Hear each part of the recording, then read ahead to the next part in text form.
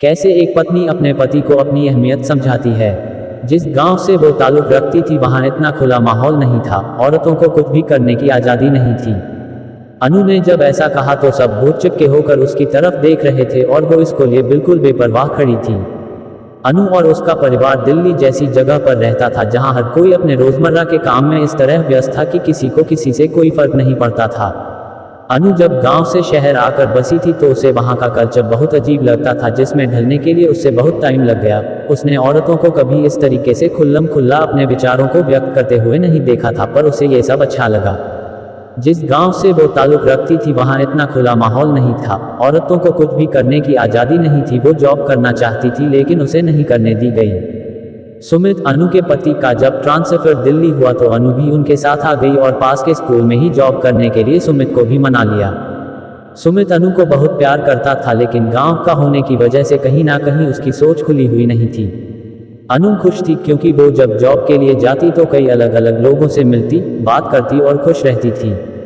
अनु का एक बेटा था और वो दूसरे स्कूल में जाता था। अनु दोपहर को उसके अपने साथ लेती हुई घर आती थी और सारा काम करती। फिर शाम को सुमित भी ऑफिस से आ जाता। फिर तीनों मिलकर डिनर के बाद पास वाले पार्क में जाया करते थे। उन दोनों की सैर हो जाती और प्रथम, उनका बेटा, वहां खेल लिया करता था।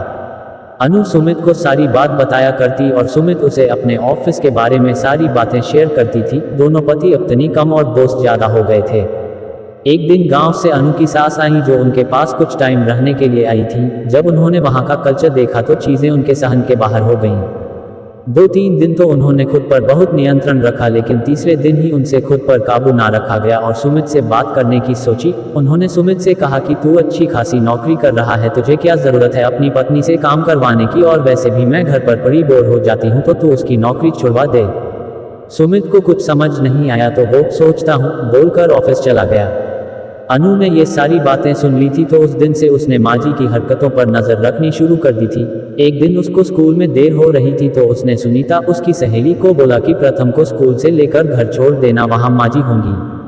सुनीता ने जब प्रथम को घर छोड़ा तो उसके 1 घंटे बाद जब अनु वापस आई तो उसने सुना माजी प्रथम को कह रही थी कि तू अपनी मम्मी को बोल वो अपनी जॉब छोड़ दे, तो तू जब आया करेगा तो तुझे मम्मी घर पर ही मिलेगी और खाना भी एकदम गर्म मिलेगा। माजी की बात सुनकर अनु को बहुत गुस्सा आया लेकिन उसने बच्चे के सामने बोलना ठीक नहीं समझा।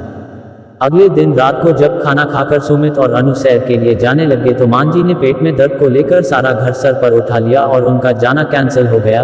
2-3 दिन तक रोज ऐसा होता रहा तो उनकी सैर पर जाने की आदत छूट गई। अब सुमित भी अनु से कटा कटा रहने लगा क्योंकि माजी की सेवा करके जब वो कमरे में आती तो सुमित सो चुका होता और उनकी आपस में कोई बात नहीं हो पाती थी, नहीं आपस में समय बिता पा रहे थे। आई प्रथम के बर्थडे वाले दिन केक काटने के बाद सुमित ने कहा कि चलो आज बाहर खाना खाने चलते हैं, तो माजी ने फिर से पेट दर्द का बहाना किया और बोली तू लल्ला को घुमाला, इसका जन्मदिन है, बहू मेरे साथ रुक जाएगी, हम खिचड़ी खा लेंगे। अनु मुड़ी और बोली सुमित ऐसा करो तुम माजी के पास रुक जाओ और माजी के साथ ही खाना खाओ, उन्हें अच्छा लगेगा, मैं प्रथम को बाहर घुमा लाती हूँ, सही है न, दोनों माँ बेटे एंजॉय करते हैं।